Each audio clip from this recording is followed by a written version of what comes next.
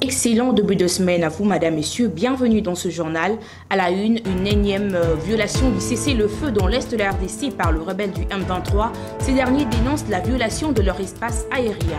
Et à l'opposition, l'Amoka et Martin Fayoulou projettent un grand meeting au terrain Saint-Thérèse pour ce 31 août, dont l'objectif est de défendre l'intégrité territoriale contre les puissances négatives étrangères. Rentrée scolaire 2024-2025, consensus trouvé entre le gouvernement et le monde syndical. La rentrée est confirmée pour ce 2 septembre et les frais scolaires seront exclusivement perçus en francs congolais.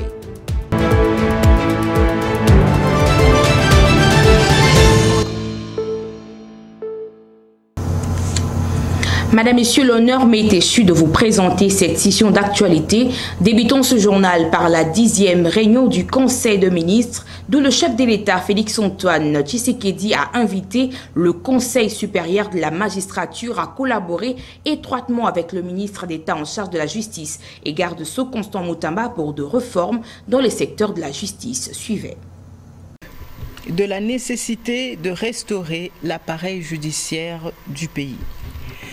Le président de la République a souligné le rôle majeur de la justice et il a rappelé qu'au cours de la 72e réunion du Conseil des ministres tenue le 7 octobre 2022, il avait préconisé l'activation du cadre de concertation entre le gouvernement et le Conseil supérieur de la magistrature, tel que prévu en l'article 17 du règlement intérieur du Conseil supérieur de la magistrature, afin de proposer une série de pistes de solutions rapides sans enfreindre l'indépendance du pouvoir judiciaire, tout en garantissant aux justiciables l'accès à une justice équitable. Pour rappel, lors des États généraux de la justice tenus en 2015, et dont les résolutions peinent à être appliquées, il avait été clairement démontré qu'il s'agissait d'une situation devant impliquer tous les acteurs du secteur. Il en appelle donc à la responsabilité collective et au sens du devoir de tout l'appareil judiciaire et une prise de conscience afin d'assurer et contribuer au bon fonctionnement de la justice. Le Conseil supérieur de la magistrature est donc invité à se joindre aux initiatives prises par le gouvernement au travers du ministre d'État, ministre de la Justice et garde des Sceaux, et à mutualiser les efforts pour relever le défi et ainsi permettre à notre peuple, au nom duquel la justice est rendue, de vivre un véritable état de droit. Un incident a ravagé le pavillon 5 du marché de la Liberté, 6 dans la commune de Massina. Juste après ces drames, la première ministre Judith Suminwa Tuluka s'est rendue sur place où elle a conversé avec le commerçant victime de l'incendie se retrouvant sur place.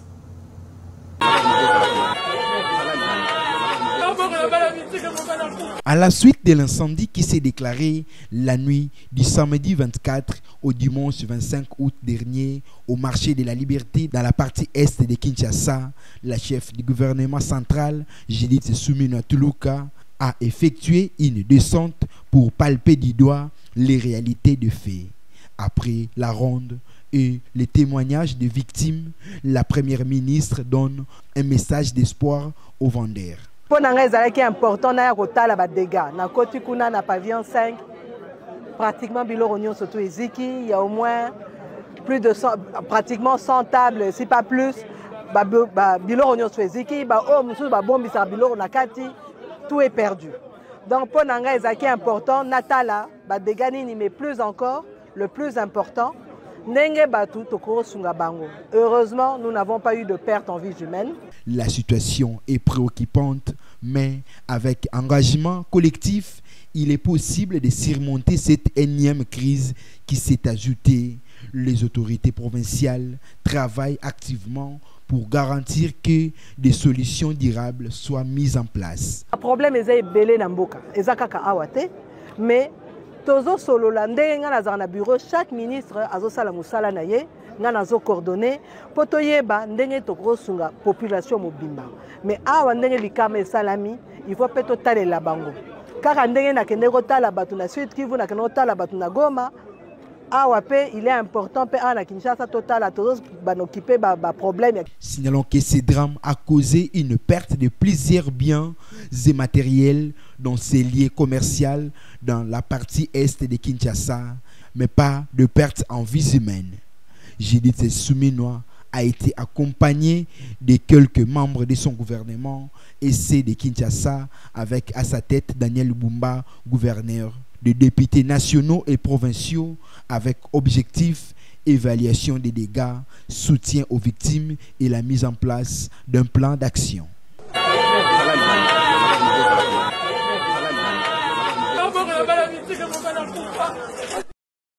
Le vice-premier ministre en charge de l'Intérieur, Jacquemin Chabani, et la ministre d'État en charge des Affaires étrangères, Thérèse Wanier Kaikwamba, ont échangé ce lundi 26 août avec l'ambassadeur de France en République démocratique du Congo, Bruno Aubert, sur la tentative d'expulsion d'un diplomate français d'une résidence de l'ambassade de France le week-end dernier par 5 policiers, dont un agent de parquet, qui ont été arrêtés après cet incident.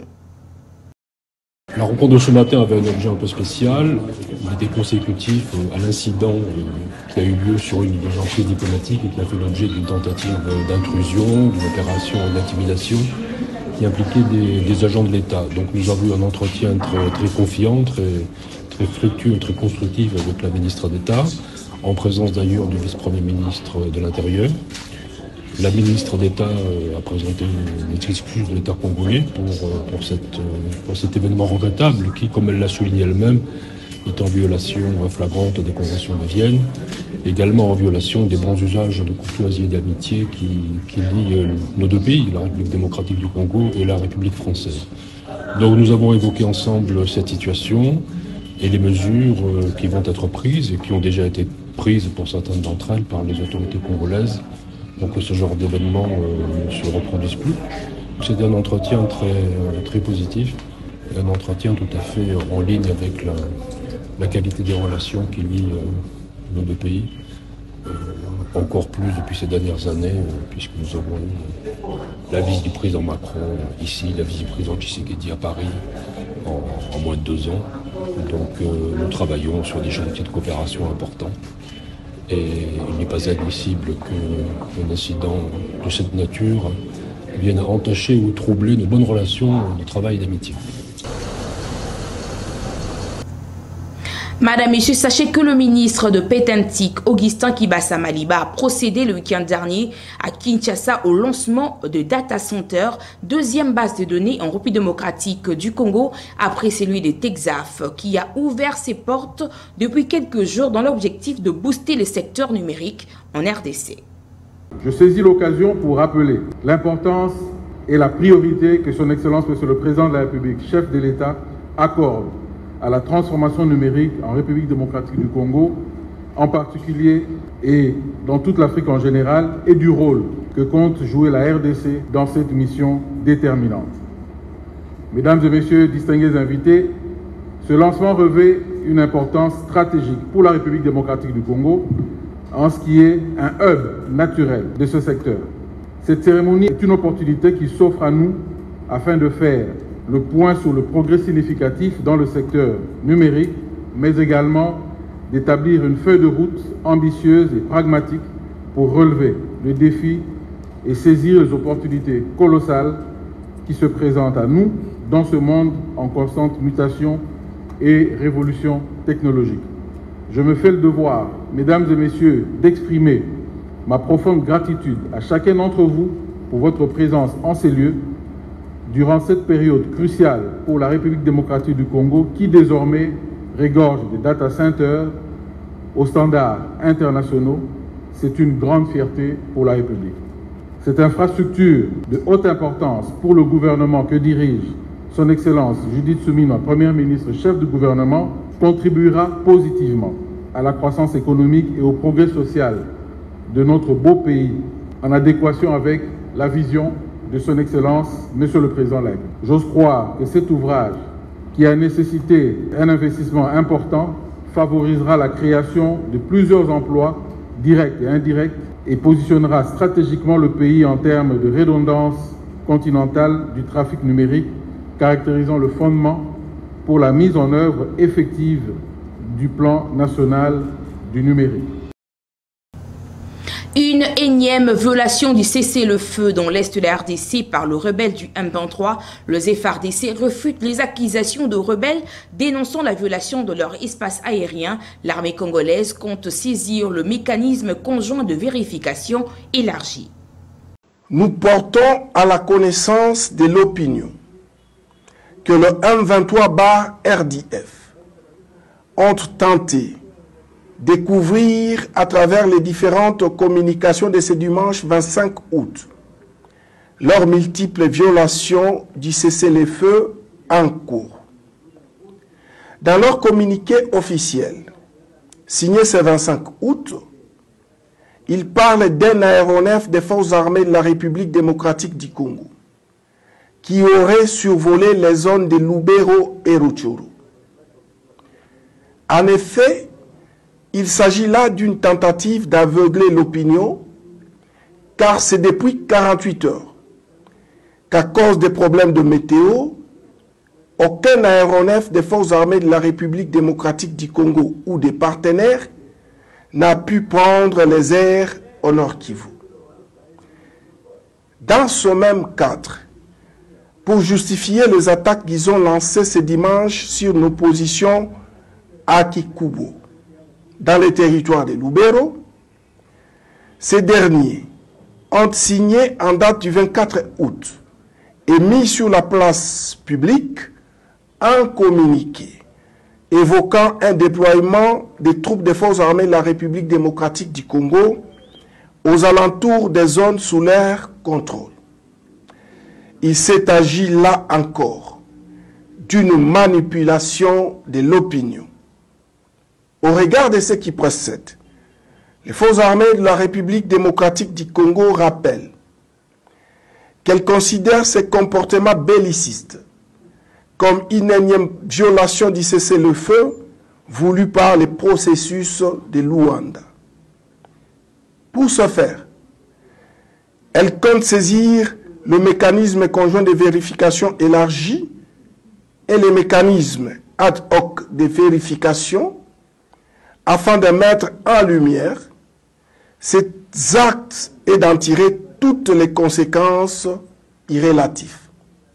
Et le gouverneur de la province de l'Ituri, Johnny Luboya Kashama, a loué le sacrifice de forces armées de la République démocratique du Congo dans la défense de l'intégrité du territoire national après avoir balayé le rebelle en territoire de Mambasa et en même temps imposé la paix dans cette partie de la RDC.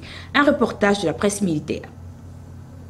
Mambasa est la base de la 31e brigade de défense principale des forces armées de la République démocratique du Congo sous la direction du général de brigade Joseph Mugisa Mouleke qui suit scrupuleusement les instructions du lieutenant-général Luboya Kashama Johnny, gouverneur militaire et commandant des opérations militaires en Ituri. Ne pas avoir peur, avoir le sens du sacrifice et être discipliné. La mission principale de cette brigade, composée de militaires surentraînés, est d'instaurer la paix en pourchassant le rebelle ougandais de forces démocratiques alliées ADF qui se sont dispersés dans la forêt dense du territoire de Mombasa.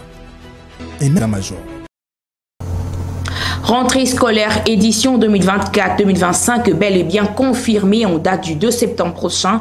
Un accord entre le syndicat des enseignants et le gouvernement a été trouvé le week-end dernier tard dans la soirée à Bibois. Les autorités se sont engagées à l'amélioration des conditions socio-professionnelles des enseignants congolais à travers la RDC. Le gouvernement s'est engagé à améliorer les conditions socio-professionnelles des enseignants. En effet, la rentrée scolaire pour l'édition 2024-2025 est confirmée en date du 2 septembre prochain. Notons que cette résolution est le résultat d'un accord qui était trouvé entre les syndicats des enseignants et les banques gouvernementales lors d'une réunion dans la soirée du samedi 24 août dernier à Bibois. C'est à l'issue de 15 jours des travaux de la commission paritaire, notamment les bancs syndicales d'éducation nationale et le gouvernement. Par ailleurs, cette cérémonie de clôture a connu la participation du ministre de l'Éducation nationale et Nouvelle Citoyenneté, Raissa Malou. C'est de la fonction publique Jean-Pierre Liaou, des finances Doudou Fouamba et du budget Aimé Boji qui ont imposé leur signature sur le communiqué final, ainsi que le porte-parole de l'intersyndicale des enseignants de l'éducation nationale Godefroy Matondo. Pour sa part, au sortir de la séance de clôture, Raïssa Malou a tenu à remercier toutes les parties prenantes pour la participation active à ces échanges constructifs. Cependant, la ministre de l'Éducation nationale et Nouvelle Citoyenneté a affirmé l'engagement de son tutelle à maintenir un dialogue permanent avec le banc syndical pour le bien-être des enseignants et l'amélioration du système éducatif congolais. Depuis les États-Unis d'Amérique, l'opposant Martin Fayulu Madidi appelle à la cohésion nationale entre Congolais pour défendre l'intégrité territoriale contre les puissances négatives étrangères et sensibilise toute la population congolaise à un grand meeting prévu ce 31 août au terrain Sainte-Thérèse. Suivez. Ce que je dis aux Congolaises et aux Congolais, c'est que les amis évoluent, les autres pays évoluent et nous régressons. On ne stagne pas, mais on régresse. Et il nous faut une chose, une seule chose, la cohésion nationale.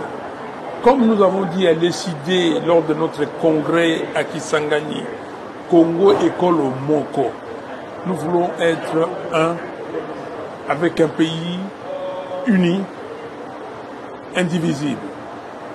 Et c'est ça le message que je ramène.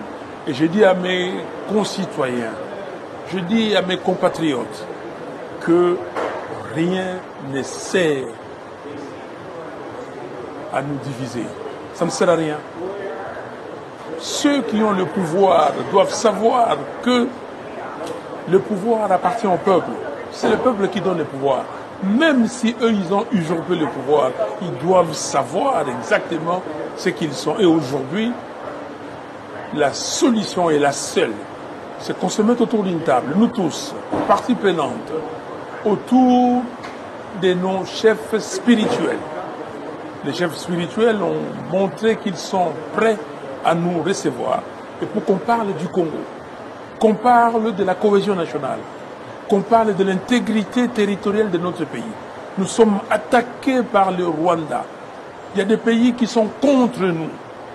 Il faut qu'on se mette ensemble, comme un seul homme, comme une seule femme, pour contre-attaquer avec un esprit d'engagement, avec un esprit patriotique, nous mettre ensemble. Et si nous sommes ensemble, personne ne pourra nous battre. Madame, Messieurs, deux affrontements ont éclaté en pleine messe en mémoire d'Antoine Gabriel Kungwa-Kumwanza. C'était le dimanche 25 août dernier entre le jeune de l'UNAFEC à la basilique Saint-Marie dans la ville de Lubumbashi, dans le Haut-Katanga. Plusieurs fidèles ont été blessés et des dégâts matériels importants enregistrés. Suivez ces détails de Jovine Binga. C'était lors d'une messe dite en mémoire de l'ancien président de l'Assemblée provinciale du Haut-Katanga, Antoine Gabriel Kungwa-Kumwanza, à la basilique Sainte-Marie de la commune de Kenya à Lubumbashi, qu'au moins 500 jeunes de l'Union nationale de fédéralistes du Congo se sont affrontés. Munis de bâtons et pierres, cette bande des inciviques sont entrés dans l'église où ils ont saccagé, pillé le bien de fidèles, blessé une centaine de chrétiens catholiques et déshabillé les mamans venues pour prier. Après la première messe, on devait commencer la deuxième messe. Regarde le sacristain, comment il a été blessé. Et ce groupe-là est entré dans l'église, ils ont cassé certains matériels, ils ont agressé les fidèles, ils ont blessé les fidèles, ils ont pillé l'argent des fidèles, ils ont pillé tout. Regardez comment les sacs sont jetés. Même les souliers, ils ont même pillé un enfant. Vous-même voyez comment il a été blessé. Est-ce qu'il concerne le mouvement des jeunes ou la politique, hein? Si on doit maintenant aller jusqu'à profaner l'église de Dieu, vous trouvez ça normal? Cet acte de barbare appelle une réaction des autorités afin de sanctionner les auteurs. Faute de les faire dans un bref délai, la légitime défense serait l'unique réponse des victimes. D'après le fils du feu Kyungu, il s'agit d'une attaque du camp Lungange. Ces derniers nient les faits et parlent d'un montage en accusant l'ex-ministre de l'Intérieur Peter Kazadi d'être à l'origine des désordres au sein de l'UNAFEC. Signalant que, depuis quelques mois, le parti politique du feu Kyungu Gabriel est divisé en deux camps, chacun revendiquant la légitimité. En international, il faut savoir qu'en Tunisie, le président Kais Saied a procédé à un remaniement d'une grande envergure à un peu plus d'un mois de la présidentielle. Ce remplacement comprend 19 ministres et 3 secrétaires généraux. Habitué à justifier ses décisions, le président tunisien a pris la parole le dimanche 25 août dernier afin d'expliquer son choix de remaniement qu'il a qualifié d'irréfutable. En effet, 6 semaines juste après les élections présidentielles, 22 ministres sur les 30 qui comptaient le gouvernement tunisien ont été éjectés. Selon Kais Saied, qui n'a jamais caché d'être investi d'une mission divine, qui n'hésite de rappeler que le pouvoir est exercé en Tunisie par le président de la République et le gouvernement est là pour l'assister. Cependant, pour le président tunisien, le remaniement ministériel était toujours pour lui une nécessité afin d'assurer ce qu'il appelle la sûreté nationale. Par ailleurs, sans donner plus de détails sur ce remaniement, il a évoqué des centres de pouvoir au sein même de l'appareil d'État tunisien auxquels il fallait y mettre un terme, signalant que parmi les ministres remaniés, on compte ceux de la Défense et des Affaires étrangères. Abordons le chapitre sportif pour parler de la qualification de l'AS Maniema Union dimanche 25 août dernier au second tour de la Ligue des champions de la CAF, affronté Atlético Pedro d'Angola. Revivez cette rencontre dans ses comptes rendus d'espoir qui n'en dit.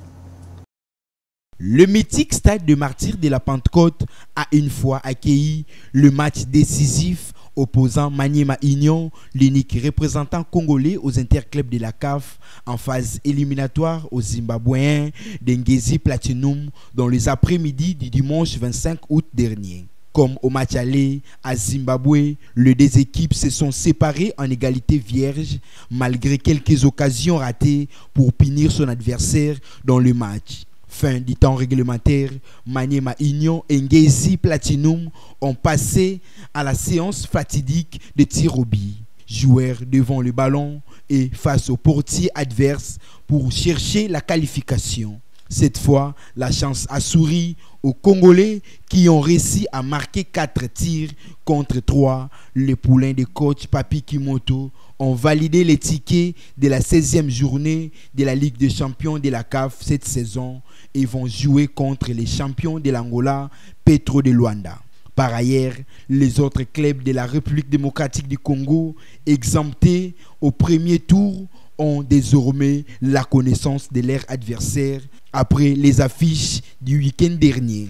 En Ligue des champions, les Corbeaux du tout-puissant Mazembe vont croiser le Red Arrow FC de la Zambie. Le Saint-Éloi Lupopo jouera le FC Bravo Domakis de l'Angola et les Moscovites de Kinshasa vont se mesurer au Marron de Stellenbosch de l'Afrique du Sud.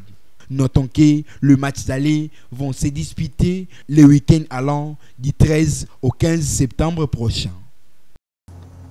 Un motif de satisfaction pour le coach des unionistes, Papi Kimoto, après cette grande rencontre au stade de Martyrs de la Pentecôte de Kinshasa. Suivez. Je suis très satisfait qu'on est qualifié. Et comme j'ai dit hier lors de notre point de presse, qu'on allait tout donner. On l'a fait aujourd'hui. On a loupé pas mal d'occasions et des opportunités pour marquer. Qu'à cela ne tienne, on est qualifié. On est content. On va prendre le temps de savourer cette qualification. Et après des jours, on doit se remettre au travail parce qu'on a encore un match à jouer. Non, pas du tout. Moi, j'ai vu, il y a eu quand même 2000 facilement ou 3000 personnes au stade qui nous soutenaient. Et depuis on savait de toute façon qu'on ne joue pas à la maison, on va jouer à Kinshasa et que tous nos supporters sont restés à Kindu. Donc jouer dans un stade vide, ça nous gêne pas. D'ailleurs, je l'ai dit déjà qu'on est des compétiteurs. On va jouer avec ou sans soutien nos supporters, on va tout donner sur le terrain. Et c'est ce qu'on a fait aujourd'hui. Voilà, on est content.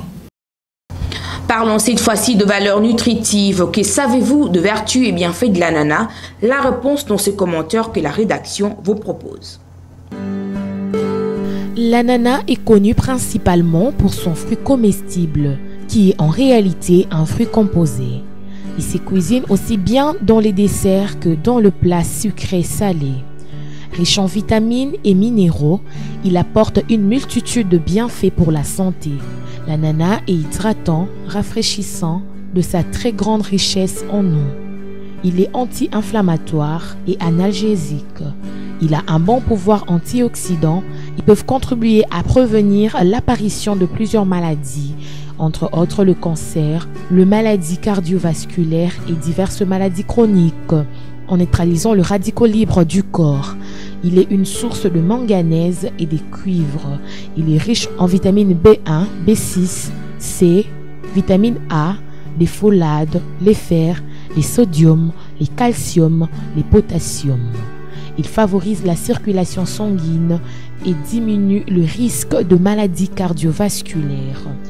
L'ananas a une action bénéfique sur la digestion de protéines et non de graisses, contrairement aux idées reçues grâce à la broméline qu'il contient.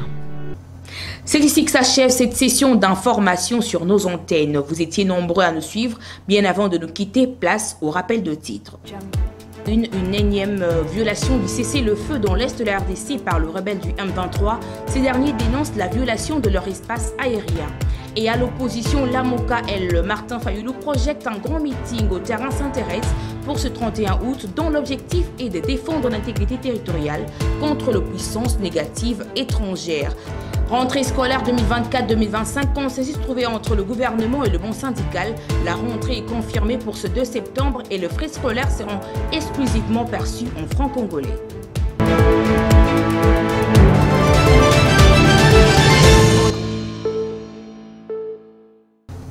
C'est tout pour ce soir. Restez branchés sur Kinactu Télévision, votre partenaire d'excellence.